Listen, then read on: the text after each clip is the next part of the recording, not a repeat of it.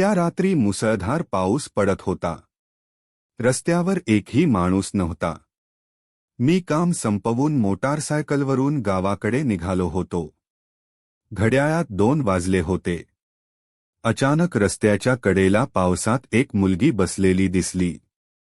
ती एका हाताने गाल दाबून बसली होती आणि वेदनेने थरथरत होती. सुरुवातीला मला वाटलं कदाचित अपघात झाला असेल. मी गाडी थांबवली आणि विचारलं, काय झालं? तिने बोलायचा प्रयत्न केला, पण वेदनेमुळे शब्दही नीट बाहेर पडत नव्हते. तिने फक्त एवढंच सांगितलं, दात खूप दुखतोय. कृपया मदत करा. मी तिला जवळच्या मेडिकलमध्ये घेऊन गेलो, पण गावातली दोन्ही मेडिकल बंद होती. फोन केला तरी कोणी उचलत नव्हतं. पाऊस वाढत होता आणि तिच्या डोळ्यातून अश्रू वाहत होते. मला काय करावं ते सुचत नव्हतं. तेवढ्यात रस्त्याच्या कडेला असलेल्या जुन्या चहाच्या टपरीत बसलेले एक आजोबा म्हणाले, इथून थोड्या अंतरावर जंगलात एक औषधी वनस्पती मिळते. आमच्या काळी दातदुखीवर तीच वापरायचो.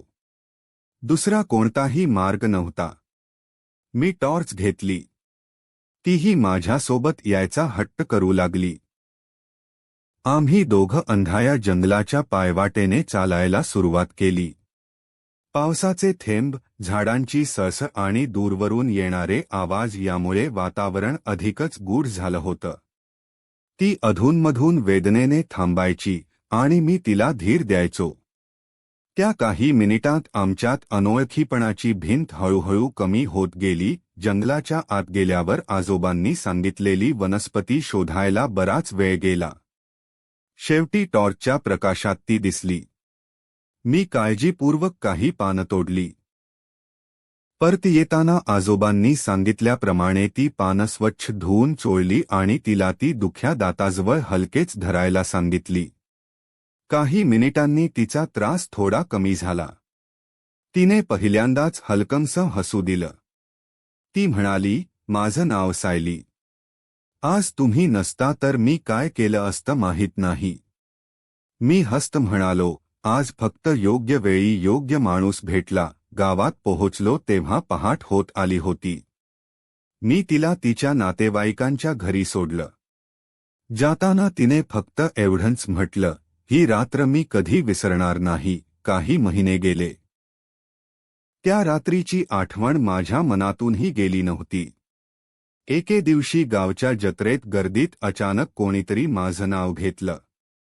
मागे वळून पाहिलं तर सायली उभी होती. यावेळी तिच्या चेहऱ्यावर वेदना नव्हत्या, तर आनंद होता. ती म्हणाली, त्या रात्री तुमचा नंबरही घेतला नाही. पण देवाने पुन्हा भेट घडवली. त्यानंतर आमच्या भेटी वाढल्या. आम्ही एकमेकांना ओळखू लागलो. मला समजलं की ती तिच्या आईच्या उपचारांसाठी शहरात नोकरी करत होती आणि त्या रात्री उशिरा गावात परतत असताना अचानक दातदुखी सुरू झाली होती. तिचा संयम, तिचं कष्टाळूपण आणि साधेपणा मला आवडू लागला. एक दिवस ती म्हणाली, त्या रात्री तुम्ही माझी फक्त मदत केली नाही, मला माणुसकीवरचा विश्वासही परत दिला. मी शांतपणे उत्तर दिलं, कधी कधी आयुष्य बदलायला मोठी घटना लागत नाही. एका पावसाळी रात्रीची छोटी भेटही पुरेशी असते. काळ पुढे सरकत गेला. दोन्ही कुटुंबांच्या संमतीने आमचं लग्न ठरलं. लग्नाच्या दिवशी सायली हसत म्हणाली, आपल्या प्रेमकथेची सुरुवात गुलाबाने झाली नाही, एका दुख्या दाताने झाली. आम्ही दोघं हसलो. लग्न ठरल्यानंतरही त्या पावसाळी रात्रीची आठवण आमच्या दोघांच्या मनातून जात नव्हती. सायली नेहमी हसत म्हणायची, आपली पहिली भेट किती विचित्र होती ना. दातदुखी नसती झाली तर कदाचित आपण कधी भेटलोच नसतो. मी तिच्याकडे पाहून फक्त हसायचो. काही गोष्टी नियती आधीच लिहून ठेवते, हे मला आता पटायला लागलं होतं. लग्नाला अजून 2 महिने बाकी होते. एके दिवशी सायलीचा फोन आला. तिचा आवाज घाबरलेला होता. राहुल, मला तुझी लगेच भेटायचं आहे. मी काहीही न विचारता तिच्याकडे गेलो. तिच्या हातात एक जुनी कापडी पिशवी होती. ती म्हणाली, ही पिशवी माझ्या आईच्या जुन्या कपाटात सापडली. यात काही कागद आहे, पण मला त्यांचा अर्थ समजत नाही. आम्ही दोघांनी ती पिशवी उघडली. आत काही जुनी छायाचित्र, एक नकाशा आणि एका वृद्ध वैद्याचं पत्र होतं. त्या पत्रात लिहिलं होतं की जंगलात मिळणाऱ्या काही दुर्मिळ औषधी वनस्पतींची माहिती पुढच्या पिढीपर्यंत पोहोचली पाहिजे, नाहीतर त्या कायमच्या नष्ट होतील. सायली आश्चर्याने म्हणाली, म्हणजे त्या रात्री आपण शोधलेली वनस्पती फक्त योगायोग नव्हती. मला आठवलं, त्या रात्री भेटलेले आजोबा. दुसऱ्याच दिवशी आम्ही त्यांना भेटायला गेलो. पण गावक्यांनी सांगितलं की ते काही दिवसांपूर्वीच वारले होते. जाण्यापूर्वी त्यांनी गावातील काही तरुणांनी ही औषधी परंपरा जपावी अशी इच्छा व्यक्त केली होती. मी आणि सायलीने त्या पत्रातील माहिती वाचून गावातील वैद्य, शिक्षक आणि ग्रामस्थांना बोलावलं.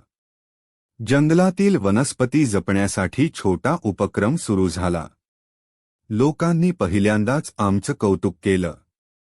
ज्यांनी कधीकाळी रात्री जंगलात का गेले होते म्हणून प्रश्न विचारले होते, तेच आता म्हणत होते, त्या एका रात्रीमुळे आपल्या गावाला मोठी गोष्ट मिळाली. लग्नाच्या आदल्या दिवशी आम्ही पुन्हा त्या जंगलात गेलो. यावेळी भीती नव्हती. त्याच पायवाटेवर उभं राहून सायलीने माझा हात हलकेच धरला आणि म्हणाली, या जागेने मला वेदनांमधून आराम दिला. आणि आयुष्यभराचा साथीदारही. मी हसत म्हणालो, मला वाटलं होतं मी त्या रात्री तुला मदत करायला आलोय. पण खरं तर नियती मला माझ्या आयुष्याच्या सर्वात मोठ्या आनंदाकडे घेऊन येत होती. लग्नानंतर दरवर्षी पावसाळा सुरू झाला की आम्ही त्या जंगलात जाऊ लागलो. औषधी वनस्पतींची काळजी घ्यायचो, नवीन रोप लावायचो आणि गावातील मुलांना त्यांचं महत्त्व सांगायचो. आमच्या प्रेमाची आठवण फक्त एका रात्रीत नव्हती, तर त्या रात्रीतून जन्मलेल्या माणुसकीच्या कामात होती. आज अनेक वर्षांनीही जेव्हा कुणी विचारतं, तुमची प्रेमकथा कशी सुरू झाली, तेव्हा सायली हसत उत्तर देते, एका पावसाळी रात्री, असह्य दातदुखीने. आणि एका अनोळखी माणसाच्या मदतीने. मी तिच्याकडे पाहतो आणि मनात एकच विचार येतो, कधी कधी आयुष्याची सर्वात सुंदर कथा ही नियोजनाने नाही, तर एका छोट्याशा मदतीच्या हाताने सुरू होते.